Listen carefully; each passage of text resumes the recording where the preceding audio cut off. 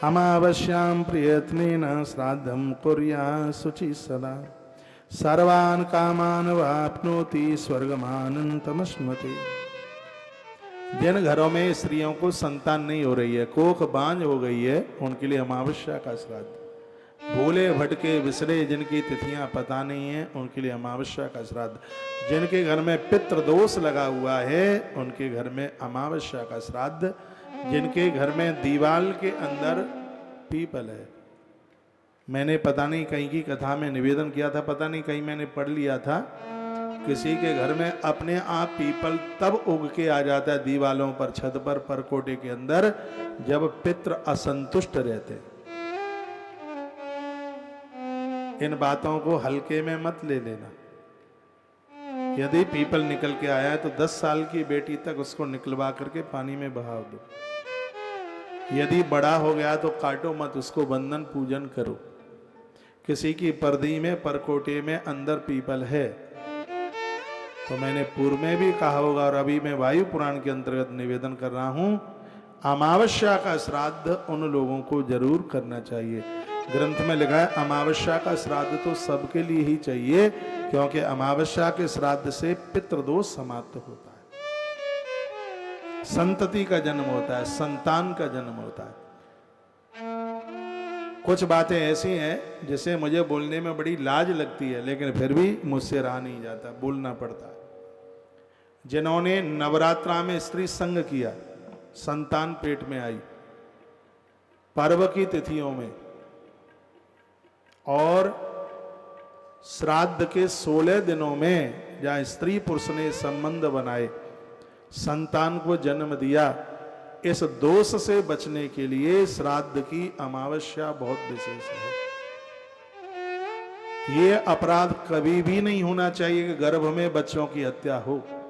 फिर भी यदि किसी के द्वारा, किसी नारी के द्वारा यह अपराध हुआ है, ये पाप नहीं, ये पाप का बाप है। इस प्रायश्चित के लिए हरवंश पुराण की कथा, नवरात्रा का व्रत और अमावस्या का श्राद्ध, यही इसके लिए बहुत विशेष है। उसमें अमावस्या का श्राद्ध है। भले ही गयाजी श्राद्ध करके कोई आ गया हो, तो भी कुछ तिथियां ऐसी हैं जो घर में पंचमी, नौमी, द्वादशी, चतुर्दशी और अमावस्या, ये श्राद्ध होना ही चाहिए घर में। भले ही आप सब श्राद्ध करके आ गए गया जी में, ये तिथियों में श्राद्ध तो होना ही चाहिए। और हर श्राद्ध की महिमा आज मैंने कालचक्र मैदान श्री गया जी की धरती से, पवित्र व्यासपीठ से इस अनुष्ठान में मैंने आपको निवेदित की है। जो लोग बाद में जुड़े हैं तो आज की कथा जरूर सुन लीजिएगा। ग्रंथ मेरे सामने, इसका नाम है वायु पुराण, दर्शन कर लो। इसमें गया की यात्रा घर से शुरू करने तक और जब तक लौट नहीं जाते हैं, जन्म से लेकर जब तक प्राण नहीं निकल जाते हैं, तब तक के व्यक्ति के शुभ और अशुभ कार्यों का वर्णन किया है इसमें। इस ग्रंथ के माध्यम से पूरे 16 दिन में आपके बीच में कुछ न कुछ चर्चा करूंगा।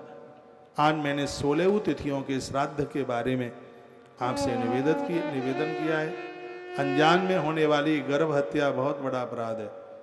घर की पर्दी के बीच में निकला हुआ पीपल का पेड़, या आपके पुरखों के द्वारा अनजान में काटा गया पीपल का पेड़, पीपल काटना बिल्कुल शुभ नहीं है, ये बिल्कुल भी ठीक नहीं है। ब्राह्मण भी पीपल काटता है तो ब्रह्म राक्षस बनता है, दोष है। पीपल के नीचे मलमूत्र का विसर्जन करना, ये सब चीजें उसे पितृदोष में उड़ेल देता है। और जब कभी पितृदोष चल करके आता है तो व्यक्ति फिर बहुत परेशान होता है। उसके लिए अमावस्या के दिन विशेष रूप से पीपल की परिक्रमा होती है, बंधन होता है, 7 परिक्रमाएं होती हैं। तिल के तेल की जोत, घी के तेल की जोत, बीमारी बढ़ी है तो सरसों के तेल की जोत जलाई जाती है और अमावस्या को श्राद्ध किया जाता है, ब्राह्मणों को जिमाया जाता है। बहुत आनंद की बात होती है। मैं तो कहूँगा 16 दिन एक एक ब्राह्मण प्रत्येक दिन आपके घर से और ये भोजन करता रहे, श्राद्ध में तो आनंद हो जाएगा। इसी के लिए तो हमने यहाँ से 5100 रुपये का यहाँ से अनाउंस कर दिया, और ये बिल्कुल सच है।